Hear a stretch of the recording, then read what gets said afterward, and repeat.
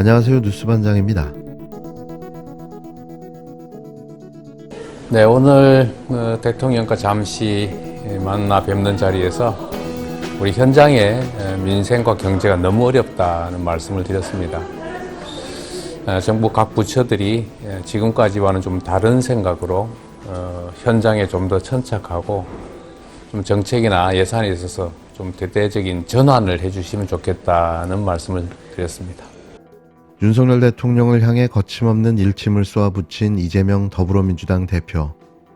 윤 대통령의 면전 앞에서 주저없이 직격탄을 날린 홍익표 원내대표. 할 말을 하겠다는 이들의 모습에서 기존에 볼 수 없었던 야당의 모습을 봅니다. 이건 아마도 우리가 기대했던 모습이 아닐까 생각되는데요. 이런 이야기를 들은 윤 대통령은 무슨 생각을 했을까요? 그저 총선용 민생 달래기 차원의 정치쇼였다면 하나마나 한 소리에 불과했을 텐데요. 제발 뭐라도 느꼈으면 합니다.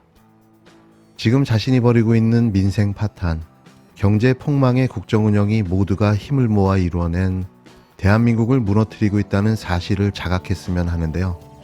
어제 국회 시정연설은 전형적인 유체이탈 화법에 아무 말 대잔치였습니다. 언행 불일치의 대통령, 달라진 건 없었습니다. 바쁘신 가운데 우리 상임위원장들과 이런 자리를 함께해 주신 대통령님께 감사드립니다. 오늘 시정연설 준비하시고 또 하시느라고 여러 가지로 바쁘셨을 텐데 국회에서 사실은 우리 의장님께서 여러 차례 이런 자리를 만들고 그 대통령님과 우리 그 국회 간에 좀 원활한 소통의 자리가 필요하다는 말씀을 많이 하셨고 오늘이야 그 결과를 맺은 것 같아서 뜻깊은 자리라고 생각을 합니다.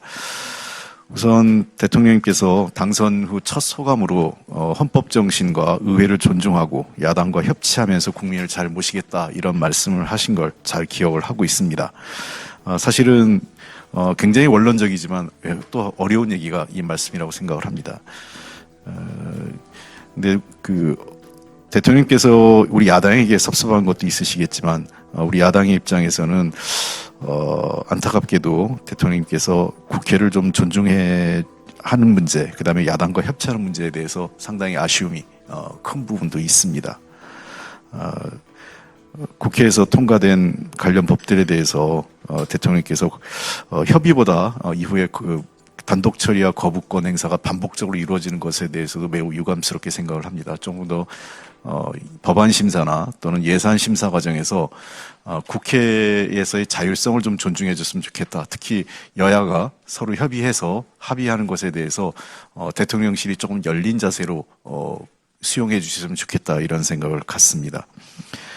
그리고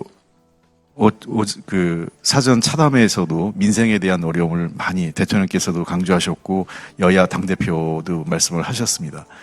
민생 현장이 굉장히 어렵습니다. 민생 현장이 어렵기 때문에 더 국가가 왜 존재하는지 정부가 무엇을 해야 되는지 그 역할이 더 중요한 시기라고 생각을 합니다. 여러 가지로 재정 건전성과 관련돼서 대통령님과 정부의 고민도 이해합니다만 이런 상황에서 보다 정부의 적극적인 역할이 필요한 것 아닌가 하는 것이 야당과 또 일부 상당수 국민의 생각도 계십니다. 그런 부분에 대해서도 대통령께서 좀 열린 마음으로 받아주셨으면 합니다.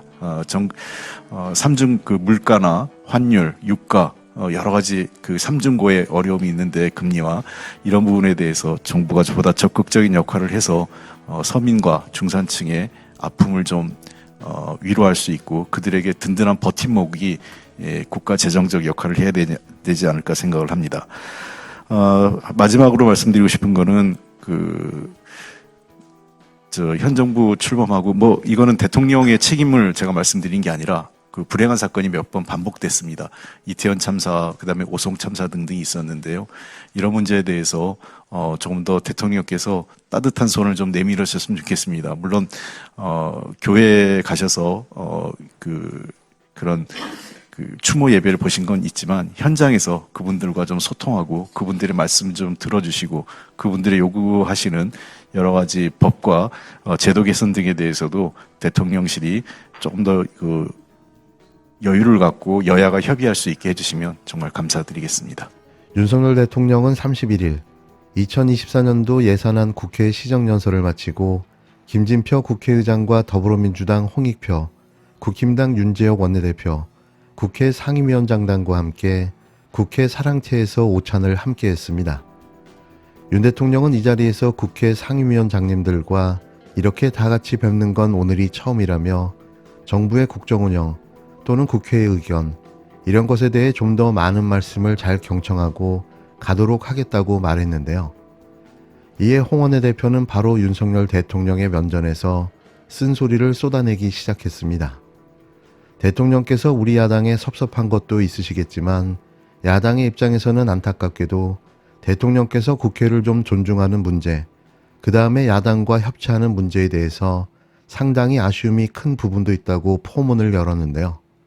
그의 발언은 3분 25초 동안 계속됐고 묵묵히 고개를 숙인 윤 대통령은 가끔 머리를 흔들며 공감하는 척 했습니다. 홍 원내대표는 민생 안정을 위해 정부의 역할이 중요하다. 환율, 유가, 금리 등 삼중고의 어려움이 있겠지만 정부가 보다 적극적인 역할을 해서 서민과 중산층의 아픔을 좀 더 위로할 수 있고 그에게 든든한 버팀목이 될 수 있도록 국가 재정적 역할을 해야 되지 않을까 생각한다고 지적하며 발언을 마쳤습니다. 전 윤 대통령이 야당의 이 고언을 제대로 알아들었다고 생각하지 않습니다. 그렇다면 이 나라가 이 지경까지 되지도 않았을 텐데요. 그냥 또 쇼를 하고 있는 거죠. 내년 총선을 위해서 말입니다. 이런 쇼를 벌이는 건 윤 대통령뿐만이 아니었는데요. 국힘당은 수도권 총선 전략으로 경기도 김포시를 비롯한 구리, 광명, 과천 등을 서울로 편입하는 방안을 공식화하기 시작했습니다. 국힘당이 내년 총선을 5개월 앞두고 수도권 위성도시를 서울시에 편입하는 카드를 꺼내들었는데요. 다분히 총선 최대 승부처인 수도권을 겨냥한 것으로 해석됩니다. 다만 여권 측 메가시티 서울 계획이 현실화하기 위해서는 더불어민주당의 절대적인 동의와 함께 서울시, 경기도, 인천시 등 지방자치단체 협조와 지역민 동의 절차라는 벽을 넘어야만 하는데요. 그런데 이 뜬금없는 경기도 서울 통합은 어디서 나온 걸까요? 경기도를 서울에 통합해야 한다는 무속인 천공의 동영상 강의가 드러나며 왜 매번 천공의 말이 현실이 되는가 하는 의문이 제기됐는데요. 천공은 지난 1월 25일 자신의 유튜브 채널 11,944강 세종시로 행정수도 이전 논의 영상에서 행정도시를 옮길 게 아니고 서울시를 다시 판을 짜야 된다며 모든 경기도를 통합해 대한민국 수도 서울로 만들어야 한다. 대광역 시정을 해야 한다고 주장했는데요. 천공은 경기도를 수도권이라고 하지 말고 수도 서울로 바꿔 설계해야 한다며 경기도를 다 합치고 서울시 자체를 행정시로 바꿔야 한다. 주변을 둘러싸고 있는 곳을 생활권 주거지로 바꾸면 수도권의 집값 문제가 다 해결되고 행정 문제, 교육 문제가 다 해결된다고 주장했습니다. 천공은 서울시 사이즈가 요만한데 최고의 사람들이 다 올라오고 최고 교육을 받으러 사람들이 올라오고 빠찡꼬 다 들어오고 최고의 깡패가 다 들어온다면서 세계를 상대해야 하는 대한민국의 수도 서울을 바르게 앉혀야 한다고 자신의 뇌피셜을 설파했는데요. 해당 영상을 본 네티즌들은 이 정부에서 이해가 안 되는 일이 생기면 천공을 보면 된다. 또 천공 당신인가? 어처구니 없다는 등의 의견이 줄을 이었습니다. 한편 천공은 과거 유튜브 영상에서 이태원 참사는 엄청난 기회, 노동자 퇴치 운동을 해야 한다. 몇 년 안에 수능이 없어진다는 등의 발언을 해 논란이 된 바가 있는데요. 이 정권에서 뭔가 이상한 일이 시작되면 그건 여지없이 천공이 한 말이었습니다. 이번에도 이걸 검토한 윤 대통령과 대통령실이 김기현 국힘당 대표에게 사주한 게 아닌가 싶은데요. 고발사주, 수사사주, 감사사주, 사주하면 역시 윤석열 대통령이기 때문입니다. 여기에 더해 현재 벌어지고 있는 민생 파탄과 경제 폭망의 국정운영을 더 큰 이슈로 덮어버리려는 건 아닌지 하는 생각이 드는데요. 이게 윤석열 검찰 독재 정권이 제일 잘하는 공작질이기 때문입니다.